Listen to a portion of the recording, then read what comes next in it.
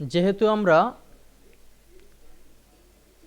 Local হোস্টকে ওয়ার্ডপ্রেসকে কিভাবে ব্যবহার করা যায় সেই বিষয়টি দেখব, সেহেতু আমাদের একটি ডাটাবেস তৈরি করতে হবে। তো এই ডাটাবেসটি আমরা করব লোকাল হোস্টের আন্ডারে, এবং এজন্য আমরা একটি নতুন ট্যাব নিচ্ছি এবং সেখানে লিখে দিচ্ছি http://localhost।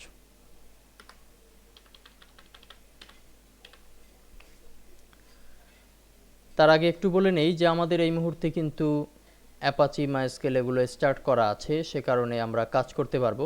আমরা যদি লোকাল হোস্ট লিখে এন্টার দেই তাহলে কিন্তু আমাদের সামনে এক্সাম্পের এই পেজটি চলে আসলো। যখনই আপনারা নতুনভাবে কাজটি করবেন তখন আপনাদের সামনে একটি অতিরিক্ত পেজ আসবে, অর্থাৎ সে পেজে আপনাকে ল্যাঙ্গুয়েজ সিলেক্ট করে দিতে হবে। যেমন এখানে ইংলিশ এবং ফ্রান্সিস এই ধরনের বিভিন্ন ল্যাঙ্গুয়েজ এখানে আছে। তো এই ল্যাঙ্গুয়েজের পেজটি এই মিডল পয়েন্টে থাকবে, আপনারা এখান থেকে ইংলিশে ক্লিক করলেই এই পেজে চলে আসতে পারবেন।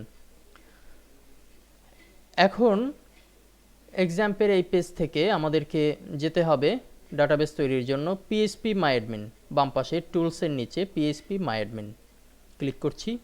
আমরা কিন্তু লোকাল হোস্টের ডাটাবেস তৈরির পেজে চলে এসেছি।